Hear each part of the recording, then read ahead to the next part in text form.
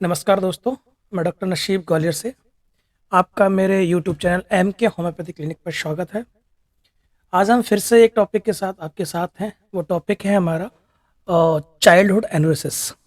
दोस्तों, चाइल्डहुड एन्युरेसिस अगर आप समझें, मैक्सिमम कई घरों में आजकल हम देखते हैं अपनी प्रैक्टिस में कि कई सारे माता पिता अपने उन बच्चों से परेशान हैं या बच्चे खुद भी अपनी उस आदत से परेशान हैं जिस आदत के तहत वो लोग रात में सोते समय बिस्तर पे बाथरूम कर लेते हैं। दोस्तों, ऐसा नहीं है कि बच्चे नहीं चाहते कि हम ऐसा ना करें, बट कई बार ऐसा हो जाता है कि उनके कंट्रोल में ये चीज़ नहीं होती, या कई बार ऐसा हो जाता है कि हमारी जो टेक्निक है या हमारी जो ट्रेनिंग है माँ की, जो बच्चे के लिए स्पेशली होती है, वो प्रॉपर हो नहीं पाती है। तो इन सब वजहों से अगर बच्चा आपका या आपके आसपास या आपका खुद का ऐसा कुछ कर रहा है, तो ये वीडियो आपके लिए बहुत ज़्यादा लाभकारी है।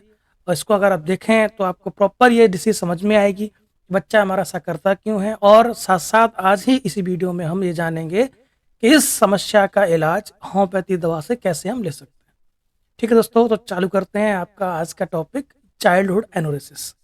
ठीक है, ये समस्या ऐसी समस्या है, इसका अगर मेडिकली भाषा में बात करूं तो enuresis is a define is intermittent urinary incontinence during sleep. यानी आपका बच्चा सोते समय बिस्तर गीला कर रहा है और उसकी उम्र 5 साल से ऊपर हो चुकी है, तो दोस्तों आप समझ लीजिएगा कि आपका बच्चा इस समस्या से पीड़ित है। ऐसा माना जाता है मेडिकली, अगर बच्चे की उम्र 5 साल से कम है और ऐसा वो कर रहा है तो उसे हम टाइम देते हैं कि शायद वो सीख जाए। अगर 5 साल से ऊपर उसकी उम्र हो चुकी है तो फिर हम ये मान के चलते हैं कि ये समस्या से वो ग्रसित हो चुका है और इसका ट्रीटमेंट की जरूरत है। ठीक, अब दोस्तों जानते हैं कि इसके टाइप क्या है। बेसिकली हम लोग जो नॉन मेडिकल लोग हैं उनको इतना समझना है कि जब बच्चा आपका बिस्तर गीला कर रहा है तो उसको हम बोलते हैं एनोरेसिस। ठीक, अगर इसमें दो हमने डिवाइड कर दिए हैं, चूंकि कई लोग मेरा वीडियो जो नॉन मेडिको भी है या मेडिको भी हैं वो लोग भी सुन रहे हैं, तो जो मेडिको है उनके लिए भी यूजफुल हो जाएगा। तो उसके लिए हमने दो भाग में डिवाइड किया है। एक आपका प्रीडिस्पोजिंग फैक्टर, दूसरा एग्जैक्ट कॉज। एग्जैक्ट कॉज में भी दोस्तों हमने दो बार में डिवाइड किया है, एक आपका प्राइमरी, दूसरा आपका सेकेंडरी। छोटा सा टॉपिक है, फटाफट सुन लीजिएगा इसको। कॉमनली उन लोगों को देखने को मिलता है, उन बच्चों में देखने को मिलता है जो बच्चे बहुत ज़्यादा गहरी नींद में सोते हैं। ठीक, स्पेशली देखा गया है, जो डाटा है उनमें देखा गया है कि बच्चियों की तुलना में बच्चे ज़्यादा इस समस्या से पीड़ित रहते हैं। या फिर वो बच्चे जो बहुत ज़्यादा रात को सोने से पहले लिक्विड इंटेक करते हैं, स्पेशली इवनिंग में या स्पेशली नाइट सोते समय, उन बच्चों में ये शिकायत बहुत देखने को मिलती है। या फिर रेनी वेदर और विंटर में, क्योंकि हमारी बॉडी से उतना ज़्यादा पानी निकल नहीं पाता है, तो इस वजह से शायद आपका बच्चा रात को बिस्तर गीला करता हो। ठीक, दूसरा इसमें हम जानते हैं प्राइमरी नॉक्टर्नल एनोरेसिस है क्या दोस्तों। प्राइमरी वो बच्चा जिसने इससे पहले कभी भी रात में आपका बिस्तर खराब नहीं किया हो। ठीक, ऐसा उससे कोई और यूरिनरी सिम्टम नहीं हो, कोई डिसीज भी नहीं है, तब हम डालते हैं दोस्तों उसको ऐसा प्राइमरी नॉक्टर्नल एनोरेसिस। ना ही उससे पहले उसने कभी समस्या पैदा की है ऐसी, ना ही उसको कोई और डिसीज है, तो उस कैटेगरी को हम बांट देते हैं प्राइमरी नॉक्टर्नल।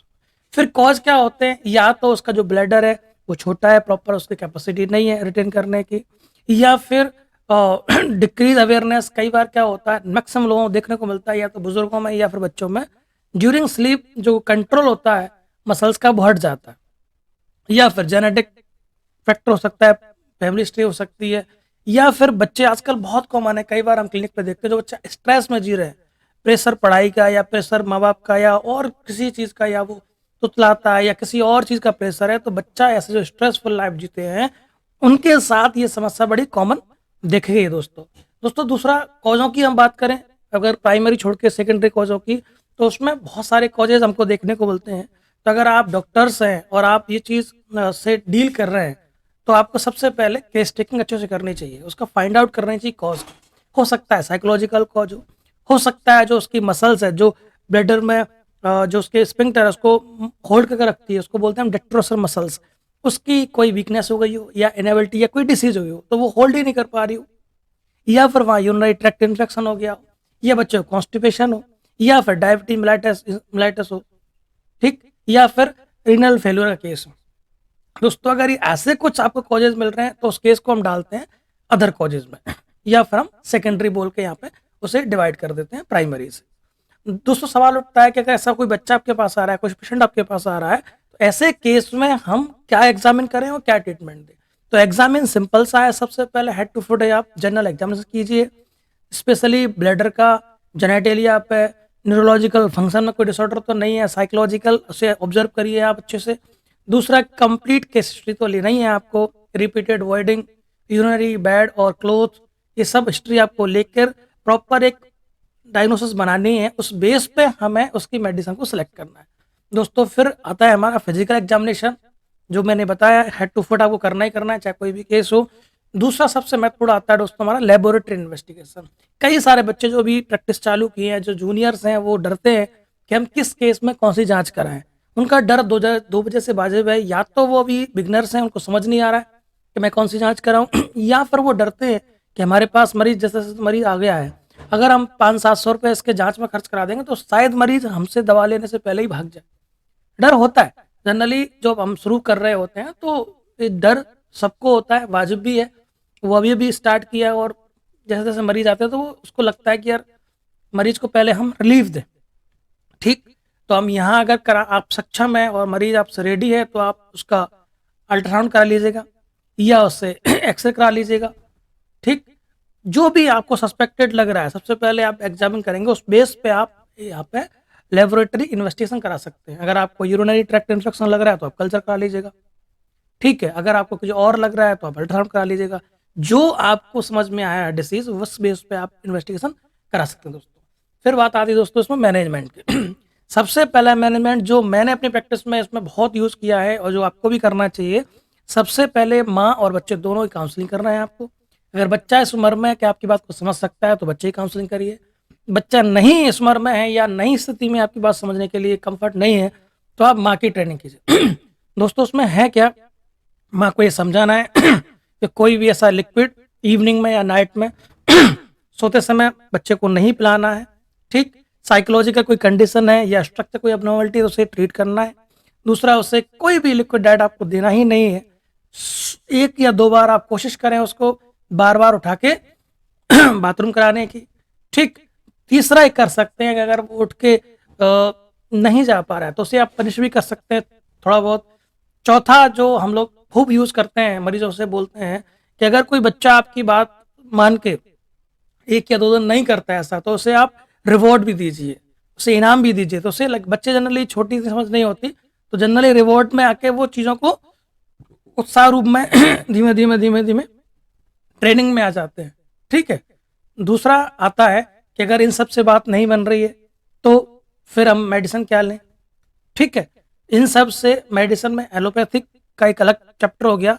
हम चूंकि होम्योपैथ हैं तो आपको होम्योपैथ में ढेर सारी इतनी अच्छी दवाइयाँ आती हैं कि आप इन दवाइयों के इस्तेमाल से कई सारे मरीज को ठीक कर सकते हैं। इवन हम अपनी 15 साल की प्रैक्टिस में कई सारे मरीज को इन दवाइयों से ठीक कर चुके हैं।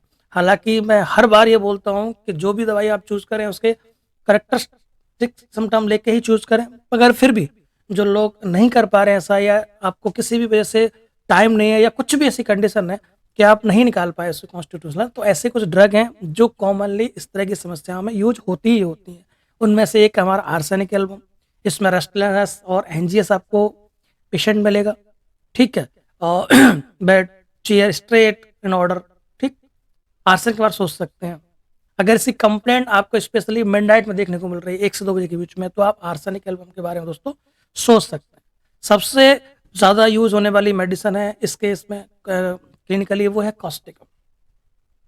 विंटर में बहुत ज़्यादा इसके पेशेंट देखने को मिलते हैं, स्पेशली इजीली यूरिन पास हो जाता है। कई बार तो माँ शिकायत करती है बच्चा खांस रहा है, छींक रहा है, उस समय भी बच्चा पास आउट कर देता है। बिस्तर तो करता ही करता है गीला, बच्चा ऐसे में भी कर देता है। तो कॉस्टिकम के बारे में आप सोच सकते हैं। ठीक, तीसरी रेमेडी हमारी क्रियोजोटम, बहुत यूज़ किया मैंने अपने करियर में और बाकी लोगों ने भी। इसके वंडरफुल रिजल्ट्स हैं आपके। सडन अर्ज टू यूरिनेट आएगी, इसमें आपको क्विक पास आउट करना चाहेगा पेशेंट, वो कंट्रोल नहीं होती उससे। ठीक है, स्पेशली देखा गया है फर्स्ट स्लीप में ही इसका बच्चा बेड को गीला कर देता है स्पेशली।